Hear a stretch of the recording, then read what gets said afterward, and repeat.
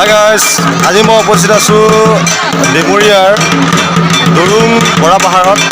আজি মই আপোনালোকক দেখাম ছট পূজাৰ কিছুমান নিয়ম নীতি। Hi guys, এই মেলাখন হয় ছট মাহৰ একেবাৰে শেষৰ দিনা আৰু এই মেলাখনত আপোনালোকে ভয়ানক কিছু ছবি দেখিবলৈ পাব আৰু এই ভিডিঅ'টো অলপ দীঘল হ'ব, গতিকে আপোনালোকে স্কিপ নকৰি শেষলৈ চাই থাকিব।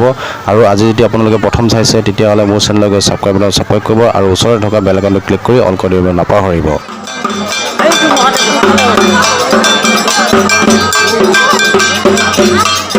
আপোনালোকে এই ভিডিঅ'ত যিবোৰ জুই জ্বলি থকা দেখিছে, সেই জুইৰ ওপৰেদি অলপ পিছতে ইয়াৰ ব্যক্তিবোৰ খোজকাঢ়ি পাৰ হ'ব। আপোনালোকে চাই থাকক, এয়া তেখেতসকলৰ পূজা পাতল কৰি আছে, এই জুইৰ ওপৰেদি খোজকাঢ়িব।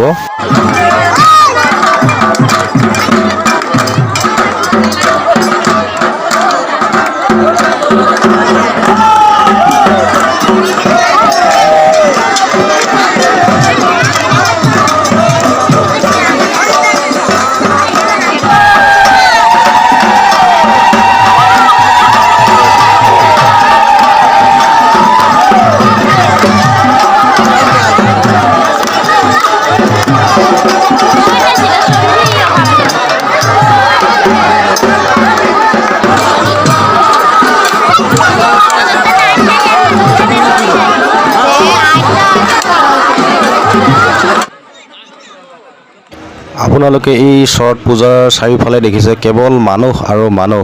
আপোনালোকে এই ছট পূজা চাব আহিম বুলি ভাবিলে ডিমৰীয়া ধূপগুৰিত বাছ ষ্টপেজত নামিব লাগিব আৰু যদি ট্ৰেইনেদি আহে বৰাহত নামি আপোনালোকে দুৰুঙলৈ আহিব লাগিব।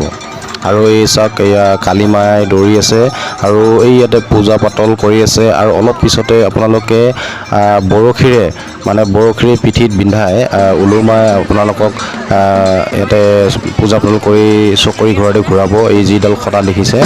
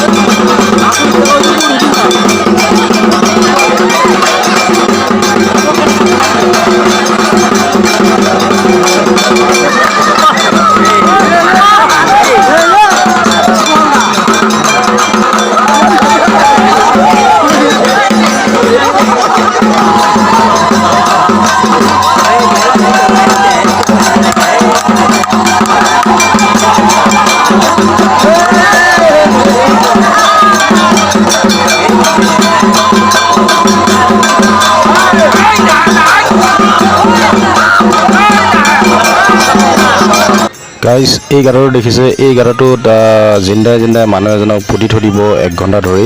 আপোনালোকে এই চাই থাকক, এই যিজন ব্যক্তি ইফালে বহি আছে সেইজনক।